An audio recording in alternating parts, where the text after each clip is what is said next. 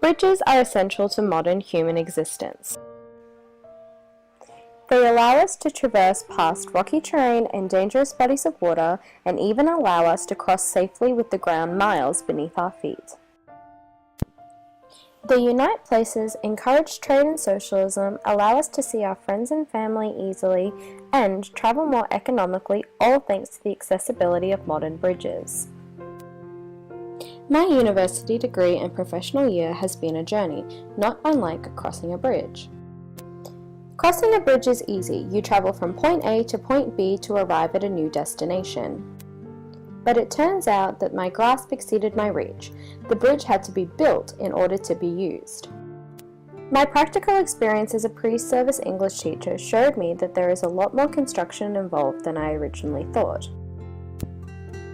Imagine meeting a Year 8 English class for the first time.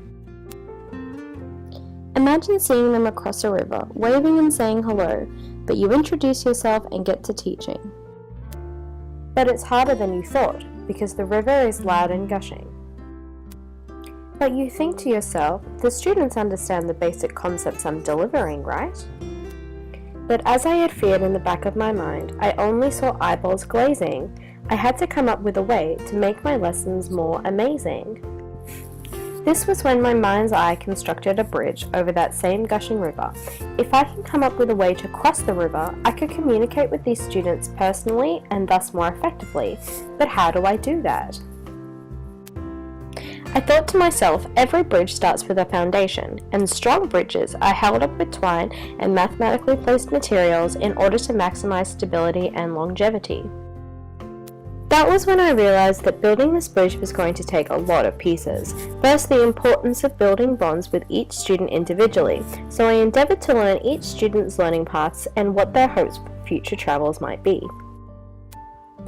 But I soon realized that the bridge I was building with the students was similar to the bridge I was building for myself. The bridge are professional standards of teaching, to be exact. But for these standards to be effective, I needed to lay them out strategically to ensure the bridge's operation.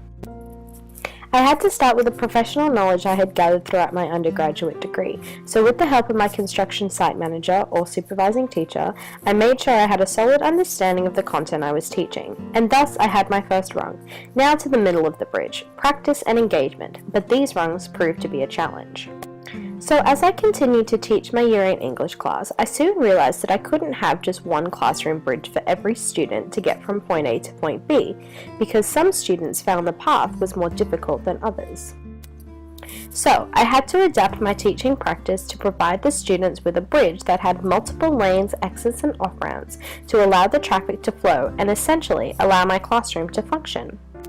I found some students were drivers in the fast lane, others needed a little more guidance, and some needed to slow right down to avoid collision.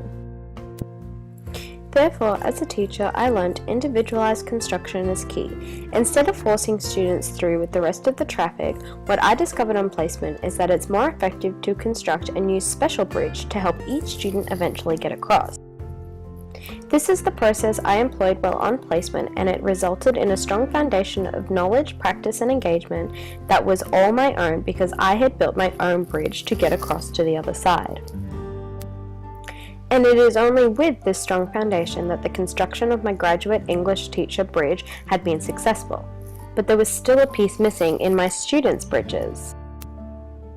Until I realized at the end of my teaching experiences as a graduating English teacher, I now saw education in a whole new way. It wasn't my job to help students construct their education bridges completely. My role is to help each student cross onto their next bridge, so my own bridge is never ending either. So all you can do is say goodbye to your students and hope that you've equipped them with the tools they need to complete their future journeys, and trust that the students stay on the course thanks to the lessons and content you've taught them along the way. But as a graduating teacher, I find comfort in knowing that if I employ the professional standards of teaching appropriately, strong bridges can be built, and it is these bonds and connections that will stay with my students well beyond the classroom.